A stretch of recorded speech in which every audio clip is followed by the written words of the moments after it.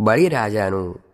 સ્વામિનારાયણ હરે સંવત 1876 ફાગણવદી ત્રીજને દિવસ શ્રીજી મહારાજ શ્રી ગરડા મધ્યે દાદા ખાચરના દરબારમાં શ્રી વાસુદેવ નારાયણના મંદિરની આગળ લીમડાના વૃક્ષને હેઠે ઓટાને વિશે ઢોલિયા ઉપર વિરાજમાન હતા ને હીરકોરનું શ્વેત ધોતિયું મસ્તકે બાંધ્યું હતું ને શ્વેત પછેડી ઓઢી હતી ને શ્વેત ખેસ પહેર્યો હતો ને કંઠમાં શ્વેત પુષ્પના હાર ધારણ કર્યા હતા ને શ્વેત પુષ્પના તોરા પાગમાં ડાબી કોરે લટકતા હતા ને પોતાના મુખારવિંદની આગળ મુનિ તથા દેશ દેશના હરિભક્તની સભા ભરાઈને બેઠી હતી.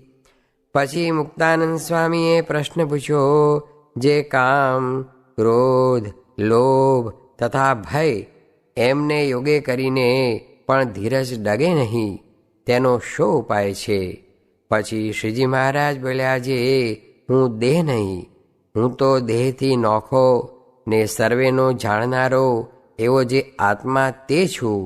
એવી જે આત્મનિષ્ઠા તે જ્યારે અતિશય દ્રઢ થાય ત્યારે કોઈ રીતે કરીને ધીરજ ડગે નહીં, અને આત્મનિષ્ઠા વિના બીજા અનેક ઉપાય કરે તો પણ ધીરજ રહે નહીં. પછી બ્રહ્માનંદ સ્વામીએ પૂછ્યું, જે આત્મનિષ્ઠા હોય તે અંત સમયે કેટલી સહાય કરે છે? પછી શ્રીજી મહારાજ બોલ્યા, જેમ નદી તરવી હોય ત્યાં તો જેને તરતા આવડતું હોય તે તરી જાય, ને જેને તરતા ન આવડતું હોય તે તો ઊભો થઈ રહે, પણ જ્યારે સમુદ્ર તરવો હોય ત્યારે તો તે બેયને વહાણનું કામ પડે છે. તેમ ટાઢ, તડકો, ભૂખ, તરસ, માન, અપમાન, સુખ, દુઃખ તે રૂપી જે નદી, તેને તો આત્મનિષ્ઠાવાળો હોય તે તરી જાય, પણ મૃત્યુ સમય તો સમુદ્ર જેવો છે, માટે ત્યાં તો આત્મનિષ્ઠાવાળો હોય તથા વગર આત્મનિષ્ઠાવાળો હોય એ બેયને ભગવાનની ઉપાસના રૂપી વહાણનું કામ પડે છે. માટે અંતકાળે તો ભગવાનનો દ્રઢ આશરો હોય તે જ કામમાં આવે છે, પણ અંત સમયે આત્મનિષ્ઠા કંઈ કામમાં આવતી નથી. તે સારું ભગવાનની ઉપાસનાને દ્રઢ કરીને રાખવી. પછી વળી મુક્તાનંદ સ્વામીએ પૂછ્યું, ભગવાનનો ભક્ત હોય તેને સિદ્ધિઓ આડી આવે છે, તે જેને ભગવાનના નિશ્ચયમાં ડગમગાટ હોય તેને જ આવે છે કે નિશ્ચયવાળાને આવે છે? પછી શ્રીજી મહારાજ બોલ્યા, સિદ્ધિઓ તો જેને પરિપક્વ ભગવાનનો નિશ્ચય હોય તેને જ આવે છે, અને બીજાને તો સિદ્ધિઓ ઘણી દુર્લભ છે. અને એ સિદ્ધિઓને પણ એ ભક્તની પરીક્ષા લેવા સારું ભગવાન જ પ્રેરે છે. જે એને મારી ઉપર ઘણું હેત છે કે સિદ્ધિઓ ઉપર ઘણું હેત છે, એવી રીતે ભગવાન પોતાના ભક્તની પરીક્ષા જુએ છે. પછી જો એ પાકો ભક્ત હોય ને ભગવાન વિના બીજું કાંઈ નહીં છે ને નિર્વાસનિક એવો એકાંતિક ભક્ત હોય તો ભગવાન પોતે તે ભક્તને વશ થઈ જાય છે.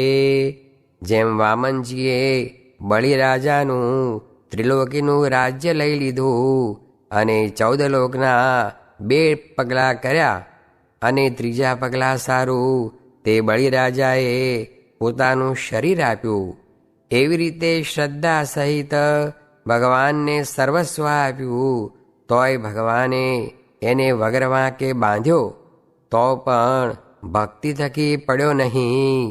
ત્યારે એવી પોતાની અનન્ય ભક્તિ જોઈને પોતે ભગવાન તે બળીના બંધનમાં આવતા હવા, અને ભગવાને તો બળીરાજાને ક્ષણમાત્ર બાંધ્યો હતો, અને ભગવાન તો એની ભક્તિરૂપી દોરીએ કરીને બંધાયા છે. તે આજ દિવસ સુધી પણ અખંડ ભગવાન બળીને દરવાજે ઊભા છે અને બળીરાજાની દ્રષ્ટિ થકી ફળ માત્ર પણ ભગવાન છેટે થતા નથી. એવી રીતે આપણે પણ બીજી સર્વ વાસના ટાળીને અને ભગવાનને સર્વસ્વ અર્પણ કરીને ભગવાનના દાસ થઈ રહીશું. અને એમ કરતાંય ભગવાન આપણને વધુ દુઃખ દેશે તો ભગવાન પણ પોતે આપણે વશ થઈ જશે. શા માટે? જે પોતે ભક્તવત્સલ છે અને કૃપા સિંધુ છે, તે જેની પોતાને વિશે અતિ દ્રઢ ભક્તિ દેખે તેને પોતે આધીન થઈ જાય છે.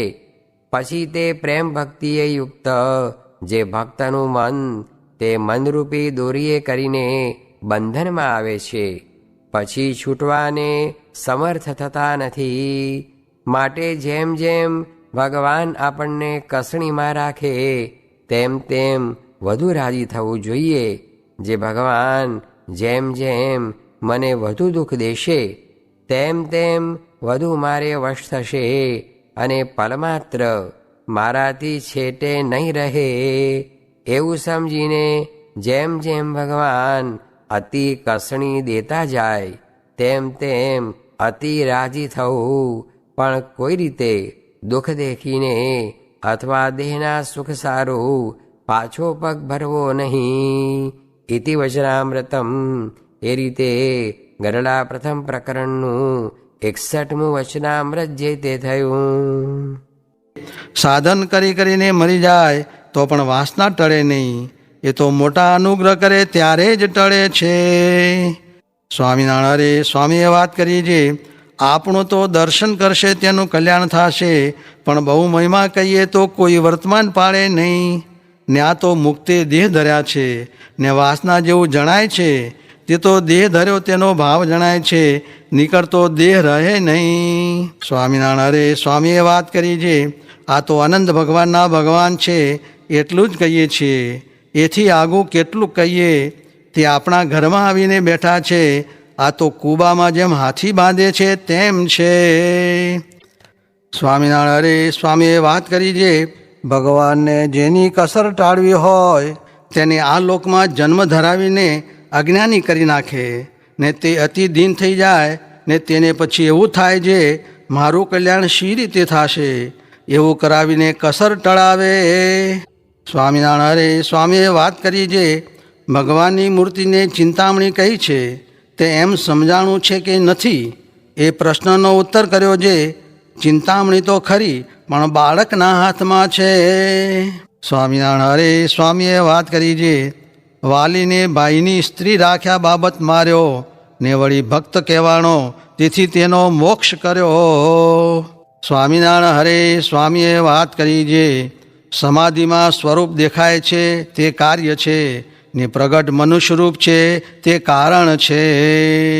સ્વામિનારાયણ સ્વામીએ વાત કરી છે, આપણને ભગવાન તથા સાધુ મળ્યા છે ને ઓળખાણા છે, તેથી કાંઈ કરવું રહ્યું નથી પણ શાંતિ થતી નથી. તેનું કારણ એ છે જે વિષયમાં રાગ છે, જે મનનું ધાર્યું કરવું તથા આજ્ઞા લોપાય તથા અજ્ઞાન એ તણે કરીને શાંતિ થતી નથી. સ્વામિનારાયણ સ્વામીએ વાત કરી છે, જન્મ થયા મોર શાદી ક્યાંથી લખાય, તેમ પુરુષોત્તમ આવ્યા નહોતા તેની વાત શાસ્ત્રમાં ક્યાંથી લખાણી હોય.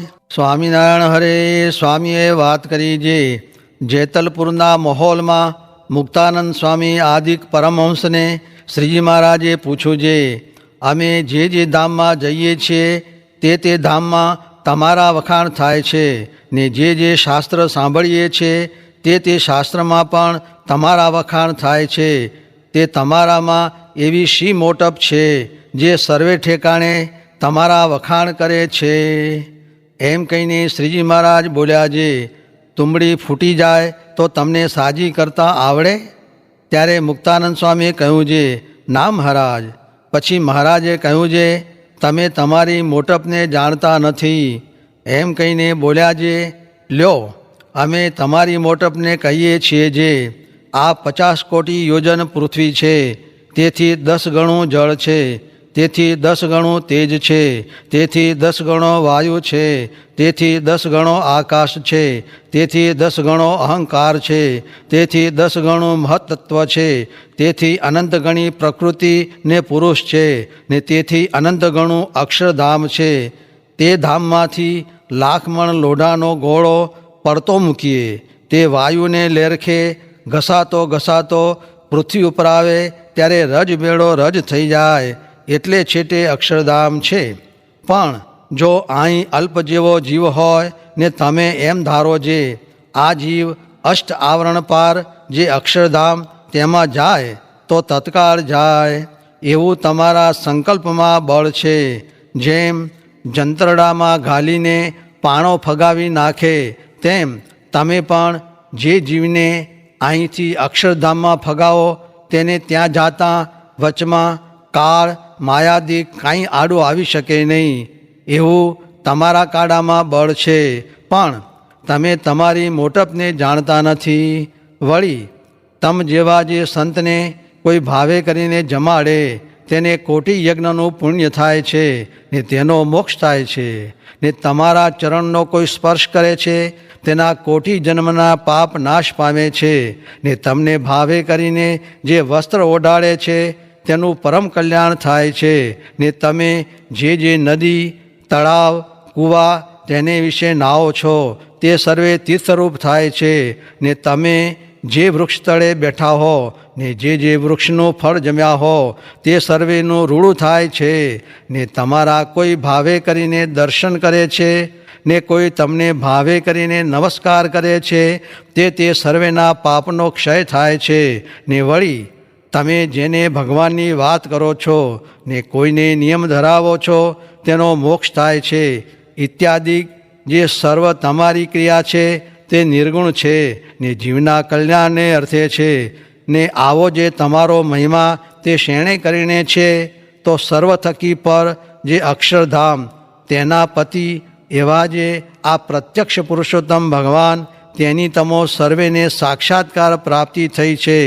ને તે પુરુષોત્તમનો તમારે દ્રઢ આશરો થયો છે. ને પુરુષોત્તમ આ તમારી સભામાં આવીને બેઠા છે ને તમોને પોતાની મૂર્તિનું પ્રત્યક્ષ સુખ આપે છે. માટે હવે તમારે કાંઈ કરવું રહ્યું નથી.